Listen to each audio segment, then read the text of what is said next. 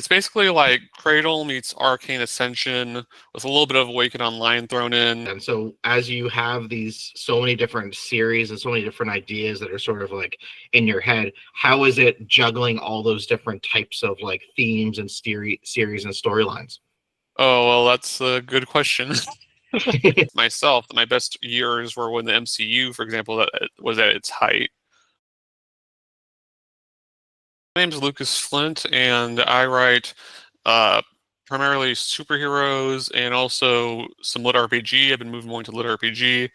My biggest superhero series is probably the Superhero Sun, and then my biggest lit RPG series I currently published is Capes Online, which is a superhero lit RPG. So, been at this for a while, so I got lots of books, but those are my two biggest series, probably ones I'm most well known for.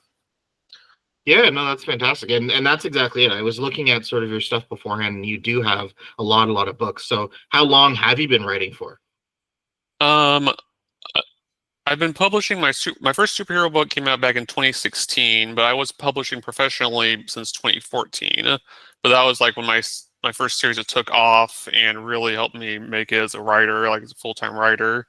And and before that, I was writing fan fiction. You know, it was a sort of hobby slash training for becoming a writer. So I've just been writing in some form or fashion since I was 12.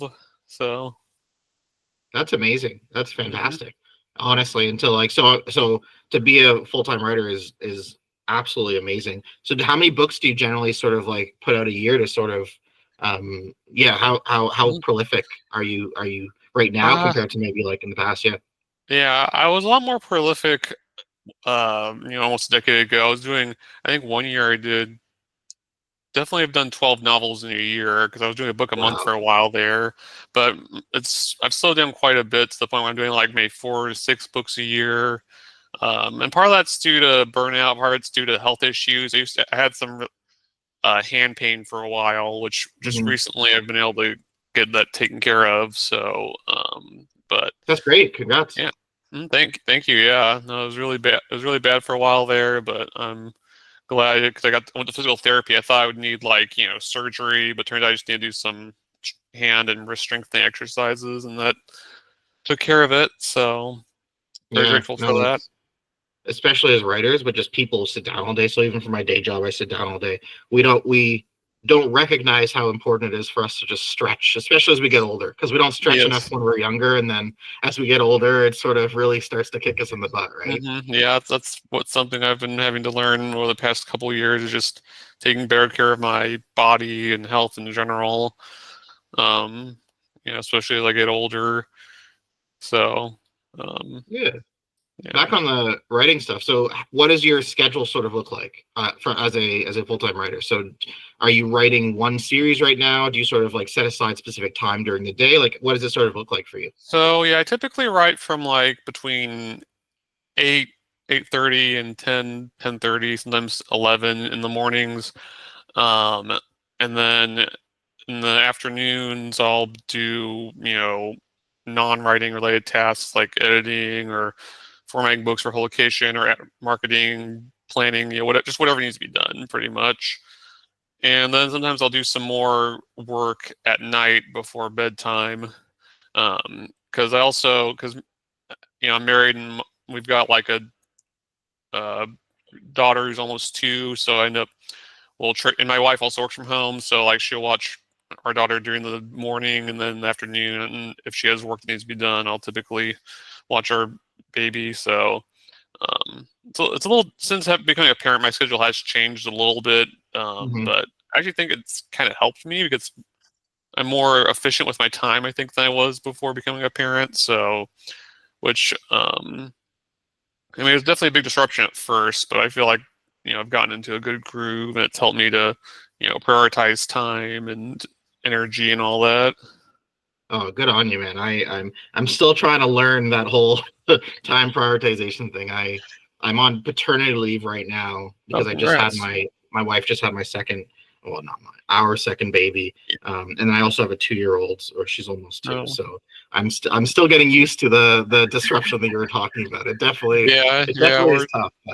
Yeah, we're trying for another one too, so I'm sure I'll go through another disruption, but it's just I'm lucky that my wife also works from home and that she's very supportive of my writing career and that we work together very well, in general. We don't work in the same business or anything like that, but just, we make a good uh, team, so that helps. Yeah. But yeah, Oh, it's absolutely. definitely Yeah. tough.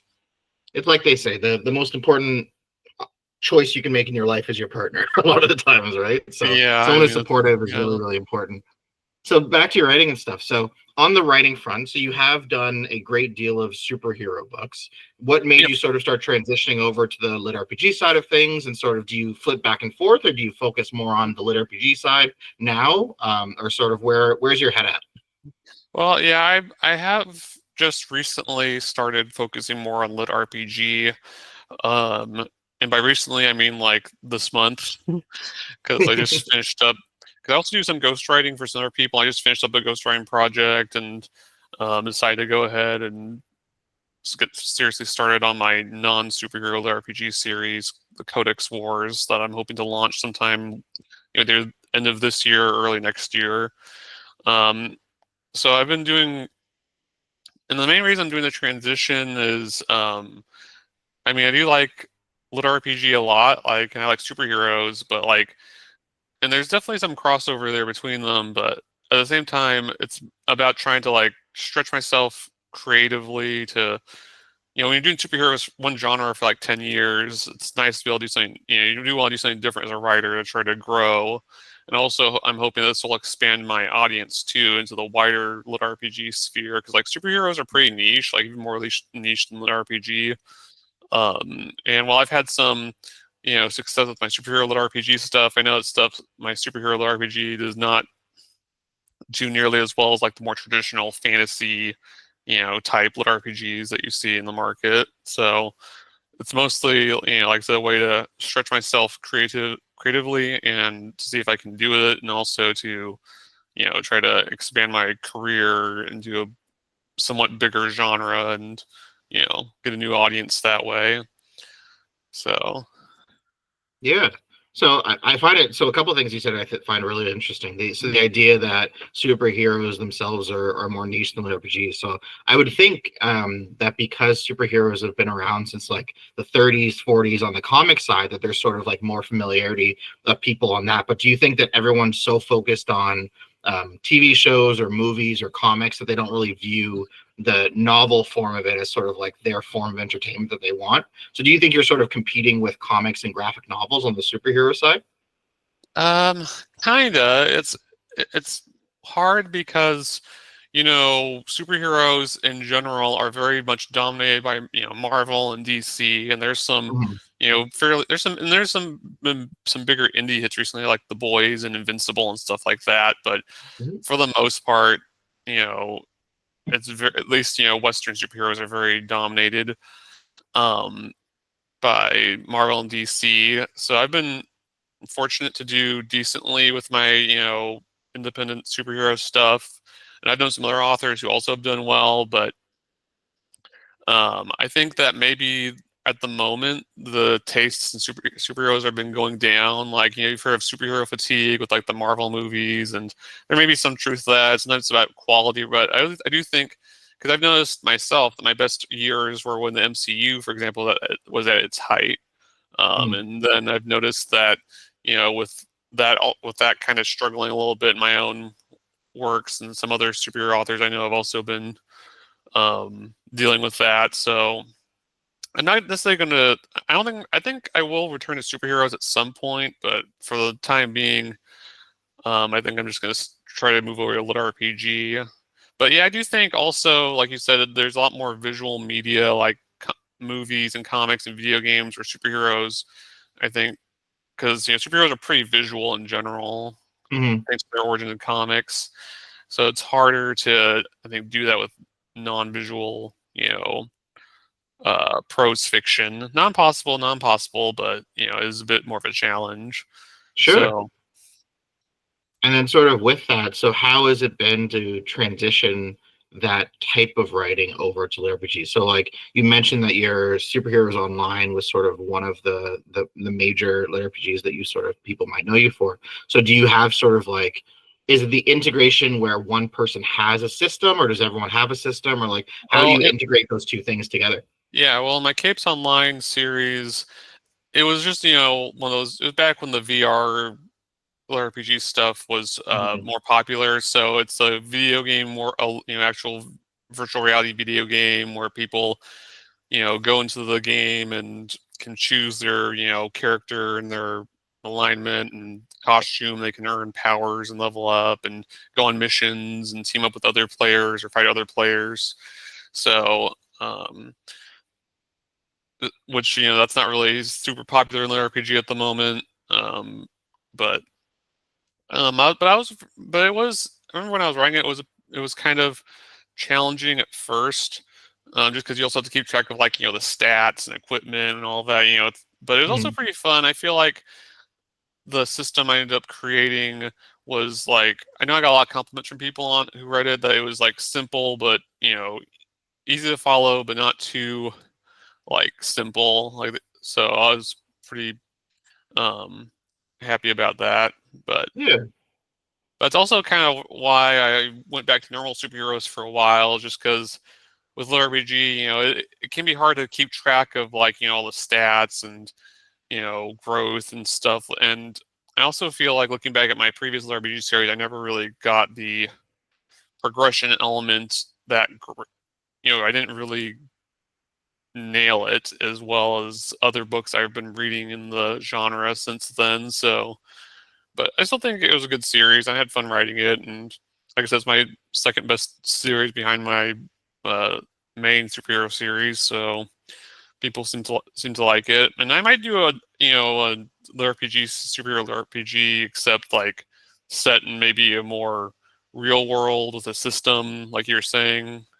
But for the moment, I'm just like I said, sort of moving on to the normal RPG. sure. Let's talk on that one then. So, like, what got you interested? Well, obviously, you've been doing later RPG beforehand, but so what would have got you interested in like doing that specific genre? And then, do you mind just saying the name of the book again, and then sort of just like talking on sort of what it's going to be about, and when you anticipate sort of putting that out to the world? Yeah, so my new series called The Codex Wars, and I'm hoping it'll come out sometime, like I said, late 2025 or early 2026. I'm working on the first book now. Mhm. Excuse me. So, it's basically like Cradle meets Arcane Ascension with a little bit of Awaken Online thrown in, because it's about this teenage farm boy who goes on missions for the sentient magical library, with a mission to end the Codex Wars, which is this shadow conflict around the magical system that governs basically the whole world. Before that, those Codex Wars end up destroying it. He's given a unique discipline or class that he can use to write and like edit spells and make new spells, to help him on his quests and stuff. So.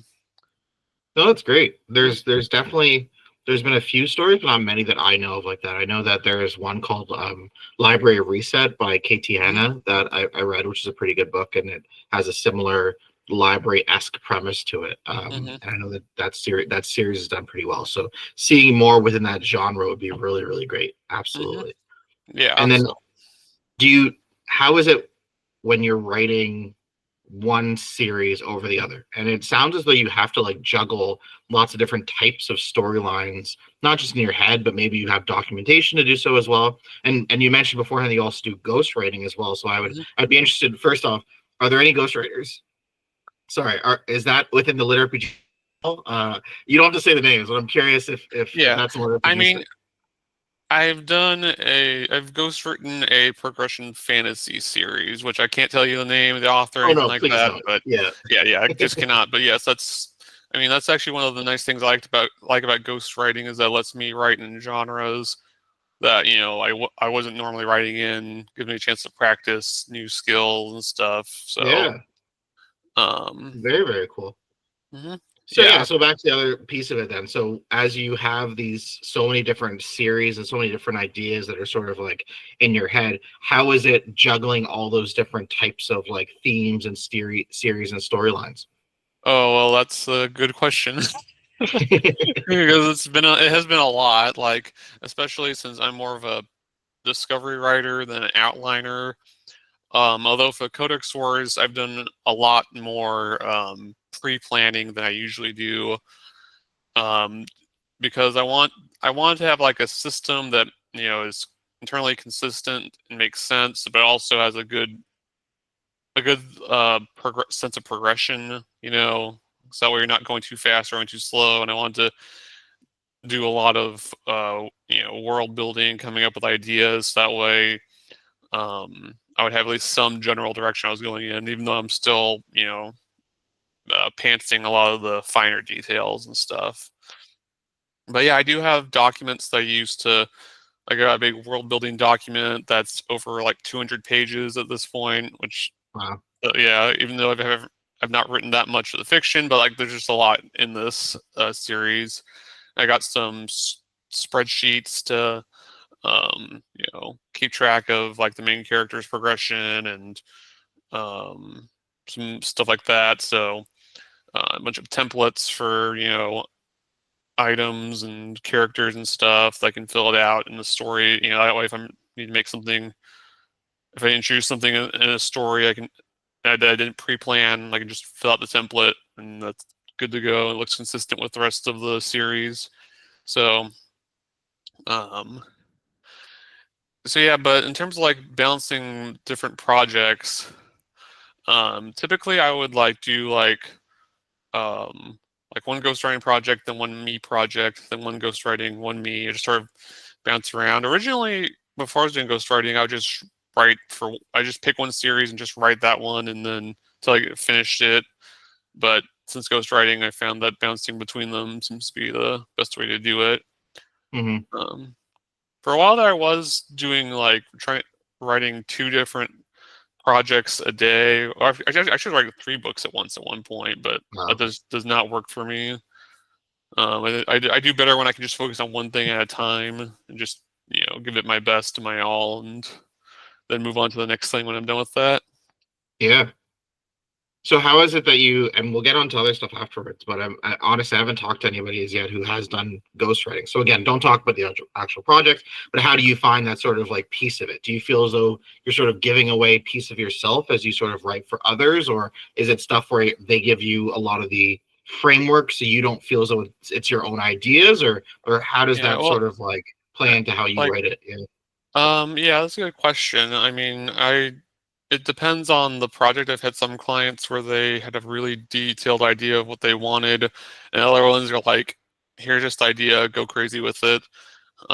Which is always my preferred, but I can work with people who are have more detailed plans too. And I guess I don't really feel like it's not been an issue for me just because like I understand that's the trade-off with ghostwriting is that you get paid up front, but however much money you've agreed to, and it might be a lot of money, but it's also the only money you'll see from it. So, Mhm. like, if any books I've ghostwritten and take off and they make movies off it and stuff, I'm not gonna see any money off that, which is fine. Like, I did the ghostwriting just because I wanted that have that more steady income in comparison Yeah. to my own, just have another stream of income. Um, so I've always looked at that as like for work kind of day job type writing versus my own stuff, which is also, bringing in money, but, just a different, but it's more me and Hmm. more, comes from my own imagination, my own, creativity, and I own all the rights to as well. So, I think that's fantastic. I think it's cool to sort of like have both sides, and I think it's fantastic that you don't let that sort of get to your head because I think that's great. Like you said, it's yeah. creating it's a hopefully steady but like alternate form of income that sort of makes Mhm. sure that you sort of can keep up with your full-time author career, which is great. right? Hmm. No. So on the your side then, so you have published all these books, and then I'm guessing most of them are self-published, and I saw that some are published as well. Do you sort of like pick and choose which ones you'd like to be published, or do you submit all of them to a publisher, or like how do you generally go about that like publishing choice? Hmm. And are you Yeah. happy with the publishing choice when you do go with one versus the other? Yeah. I'm pretty much like 99% self-published. I only have one series with Athon. I did that because because I already kind of knew the Athon guys from some group promos who did the superhero stuff. Since Athon also publishes superhero, and I always thought, you know, I saw Athon books were doing really well on Amazon. I was like, well, might as well see what they can do for me, and so pitched them my idea, and they liked it, and went ahead and wrote it, and um, so yeah, I mean, it was a good experience. Like Athon, can't speak for other publishers, but Athon is a pretty good publisher to work with. They're very fair in their dealings and offer decent you know uh, contracts and stuff. Like it's nice that they handle things like getting the audiobook version because audiobooks are expensive to make and at least yeah, and so it's nice to have someone else be able to handle that for me, especially since I know that in LitRPG audiobooks are like huge. So Hmm. um but on the flip side, when you go with a publisher, like even a fair publisher like Athon, like their contracts, they're very fair about the rights they take and what they, taking only what they need and not, trying to take all your rights away. Some of the really big publishers try to. But even working with Athon, there's still some limitations about what I can do with those books, at least with that series. Hmm. So, and it's just, but with like my self-published books, there's a lot more flexibility, and I can take them in and out of KU. I can, you know, bundle them together as I see fit, run price promos, so it's really, Hmm.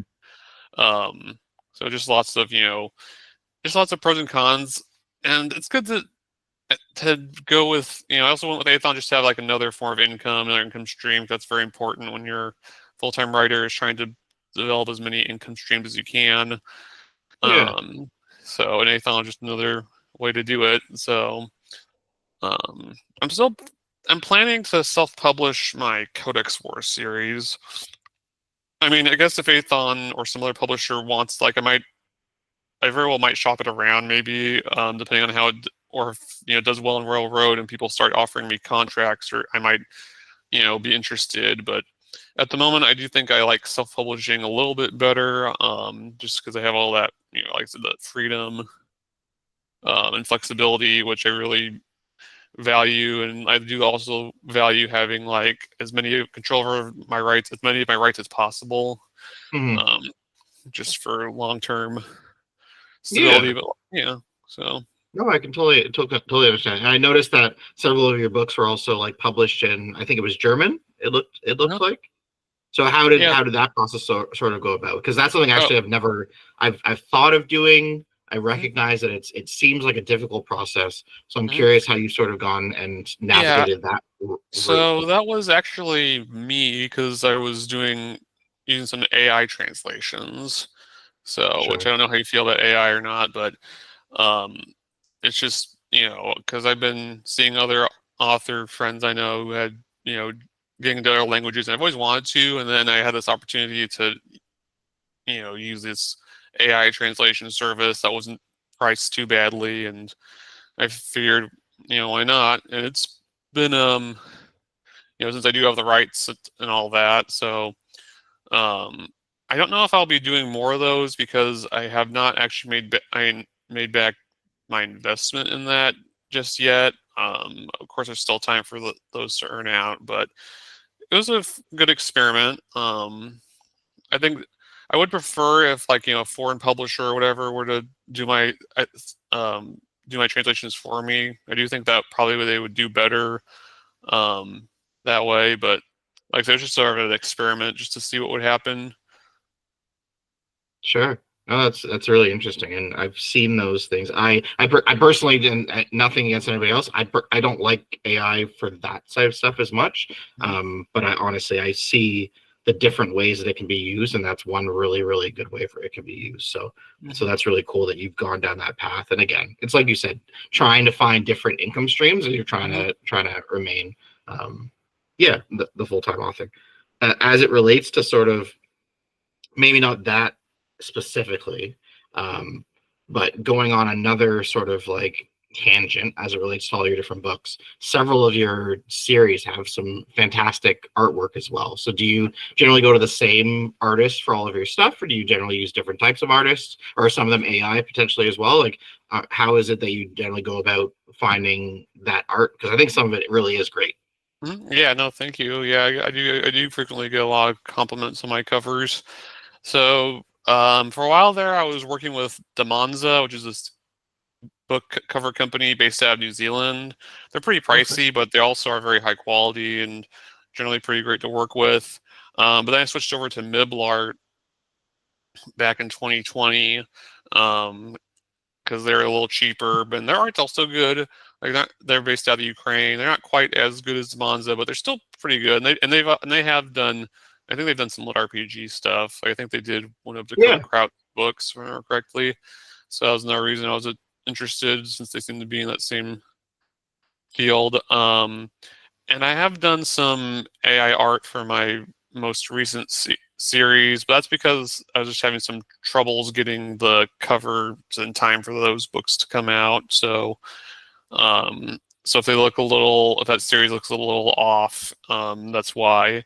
But so I've just kind of, and before the Monza and stuff, I've worked with freelance designers on some other books. So I do prefer, like, when I hire out to work with a company like Demonza or Miblart, just because they're um, I don't have to like wrangle an artist. You know, I mean, they have their Fair. own artists who they work with, and I don't know what, you know, what that's like for them. But I know for me, it's just nice to be able to submit that order and tell them what they want, and, you know, give them my feedback on the sketches, and then just go back and Yeah. forth until I'm happy with it. So. No, that makes complete sense. So as it relates to, you know what? Actually, let's pause there. What I'm going to do is actually say, did you have any stories? Because I always want to sort of shout out stories within the genre. So I'm going to focus on the Mhm. lit RPG progression fantasy if possible. But actually, because you're also in the superhero lens, so if there are any on the superhero side that you think that people should be checking out for those who are listening to this, are there any stories that you'd like to call out? Ones that you've enjoyed, ones that you think that people maybe aren't looking at as much, or just ones that you've enjoyed? Yeah. Mhm. Yeah. I guess in terms of superhero stuff, um, there's Kevin Hardman's Kid Sensation series that came out a while ago. That was pretty good.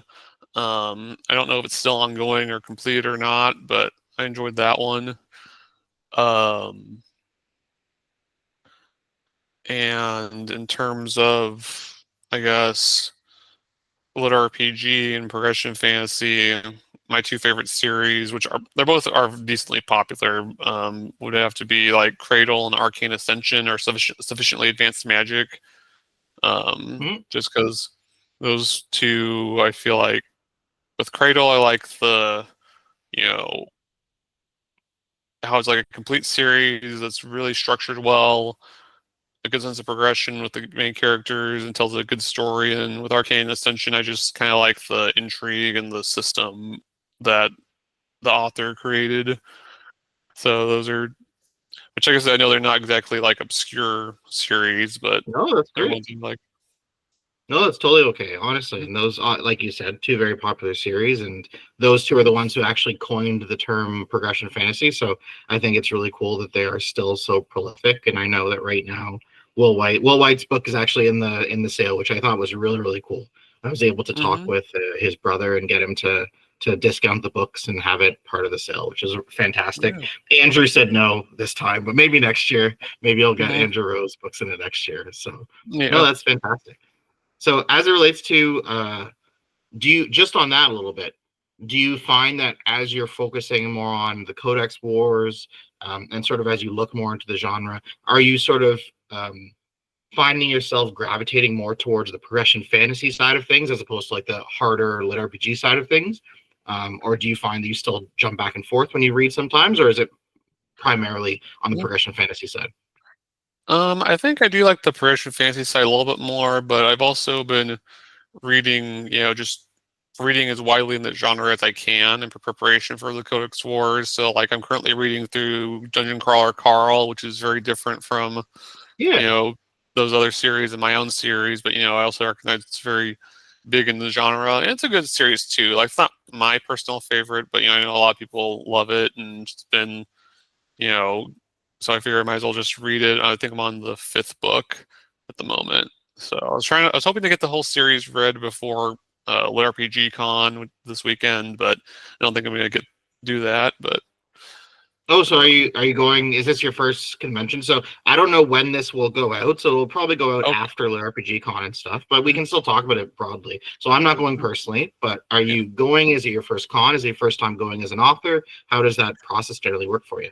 yeah, I mean it's not my first con, but it's my um, I'm going as an attendee. I'm not like a panelist or anything like that. Sure. I mean, Athon will be there, and they'll be selling some of my Villaintown books at the vendor hall table. So, and I'm sure I'll sign those or whatever they want me to do. But I'm mostly going as a attendee this year. Who knows about future years, depending on how this goes. But Yeah. um, yeah, so I mean, I'm looking forward to it. Sounds like it'll be a lot of fun. Um, because there's going to be lots of people and lots of events. There's going to be some gaming and because not just like it's interesting because like it's got like both panels and workshops, but also like gaming sessions and stuff, which I haven't really seen too much at other cons before. So I think it'll be interesting to see how how they balance that out. So Yeah. No, I honestly I think it's great that it's happening, and I know there have been ones that have been online beforehand, but it's awesome that Legion and Geneva have been able to put together something that is in person, so large and fantastic, and like you, like if the stars align, I hope to go next year as well. I just like I said, I just had a baby, so for me, the yeah, stars did no, not I completely. I mean, yeah.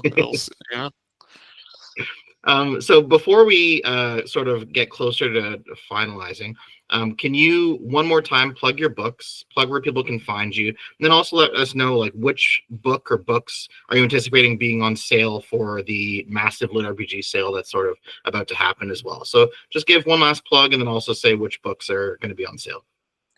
All right, yeah, my books, you know, my Lucas Flint books you can find on my website www.lucasflint.com. They're also on Amazon. And specifically, if you're looking for lit RPG, I have Capes Online, VR Hero, and Villaintown. Those are the ones that are currently out, and then I have the Codex Wars coming out at some point later. And the book in the sale, I think, is the first VR Hero book, Reset, which is follows this superhero rock star who ends up getting reset basically back to level one after surviving an assassination attempt and has to rebuild his streaming career and his character while dealing with corporate conspiracies and all that fun stuff. So, Cool, very, very cool. From August 22nd to 24th, I'll be running a massive LitRPG sale. That sale will include at least 200 free ebooks, all within the LitRPG and progression fantasy genre. I'd like to thank everyone for checking out the site, checking out the sale, sharing it where you can, and an especially big thank you to all the authors and publishers who have given me their blessing to host this site. I really do appreciate it. Come grab some free books.